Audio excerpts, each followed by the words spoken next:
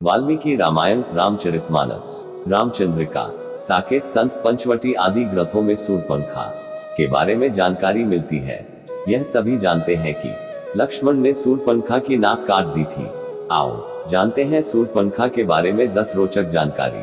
1. कौन थी शूर्पणखा? ऋषि विश्वश्रवा और कैकसी की पुत्री तथा लंका नरेश रावण की बहन थी।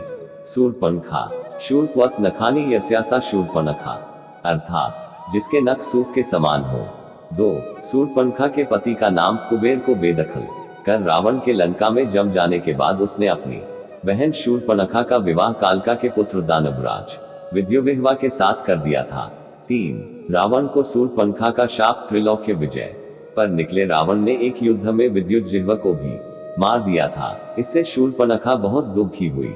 उसने मन ही मन रावण को शाप दिया कि मेरे ही कारण तेरा सर्वनाश होगा। रावण ने उसे आश्वस्त करते हुए अपने भाई खर के पास रहने के लिए भेज दिया। वह दंडकारण्य में रहने लगी। हालांकि किंवदंतियों के आधार पर यह भी कहा जाता है कि एक बार रावण शूर्पणखा के घर गया। शूर्पणखा का पति विद्युजिह्वा श्रीहरि का उपासक था। यह देखकर रावण क्रोधित हो गया और उसने उसका वही वध कर दिया था। 4. राम पर मोहित हुई शूर्पणखा। कथा के अनुसार श्री राम दंडकारण्य में ही रहते थे। वहां शूर्पणखा ने जब श्री राम को देखा तो वह उन पर मुग्ध हो गई। राम का परिचय जानकर उनसे कहा कि मैं इस प्रदेश में स्वेच्छाचारिणी राक्षसी हूँ। मुझसे सब भयभीत रहते हैं। विश्रवा का पुत्र बलवान रावण मेरा भाई है। मैं तुमसे विवाह करना चाहती हूँ। यह सुनकर श्री राम मुस्कुराए और बोले कि उनका विवाह हो चुका है तथा उनका छोटा भाई लक्ष्मण अविवाहित है, अतः वह उसके पास जाए। 5. लक्ष्मण ने काटी थी नाक। शूर्पणखा ने लक्ष्मण के समक्ष विवाह प्रस्ताव रखा तो लक्ष्मण ने अस्वीकार कर उसे फिर राम के पास भेज दिया।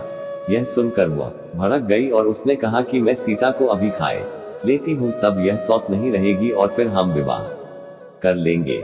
जब वह सीता की ओर झपटी तो राम के आदेशानुसार लक्ष्मण ने उसके नाक कान काट दिए। कहते हैं कि जब यह घटना घटी तब तीनों पंचवटी में रहते थे। पंचवटी नासिक में है।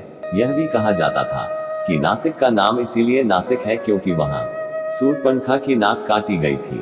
हालांकि कुछ विद्वान इसे नहीं मानते हैं। 6.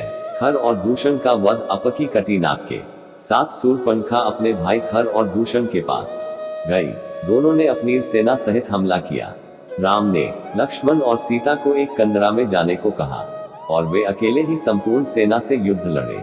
अंत में उन्होंने खर और दूषण का उनकी सेना सहित वध कर दिया।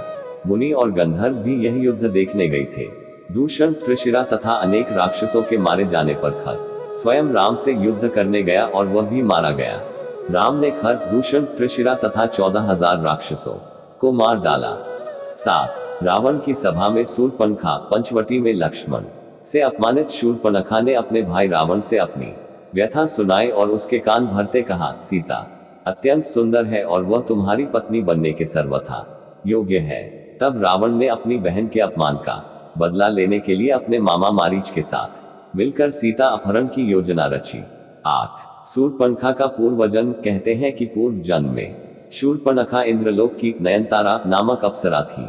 उस समय पृथ्वी पर एक वज्रा नामक एक ऋषि घोर तपस्या कर रहे थे। तब नयनतारा पर प्रसन्न होने के कारण ऋषि की तपस्या भंग करने हेतु इंद्र ने इसे ही पृथ्वी पर भेजा, परंतु वज्रा ऋषि की तपस्या भंग होने पर उन्होंने इसे राक्षसी होने का शाप दे दिया। ऋषि से क्षमा याचना करने पर वज्रा ऋषि ने उससे कहा कि राक्षस जन्म में ही तुझे प्रभु के दर्शन होंगे। तब वही अप्सरा देह त्याग के बाद शूर्पणखा राक्षसी बनी। 9. शूर्पणखा के ज्ञान चक्षु खुले। जब शूर्पणखा की लक्ष्मण जी नाक कान काट दिए तो शूर्पणखा के ज्ञान चक्षु खुल गए और उसे भान हो गया कि वह कौन है।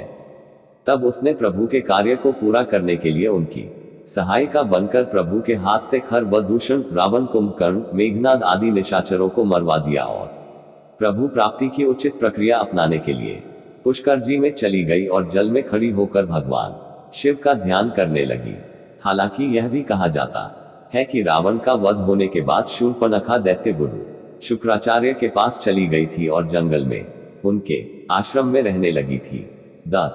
श्री कृष्ण की पत्नी। ऐसी किंवदंती है कि शिव आराधना के बाद भगवान शिव ने शूर्पणखा को दर्शन देकर वर प्रदान किया कि 28वें द्वापर युग में जब श्री राम कृष्ण अवतार लेंगे तब कुब्जा के रूप में तुम्हें कृष्ण से पति सुख की प्राप्ति होगी। तब श्री कृष्ण तुम्हारी कुबर ठीक करके वही नयनतारा अप्सरा का मनमोहक रूप प्रदान करेंगे।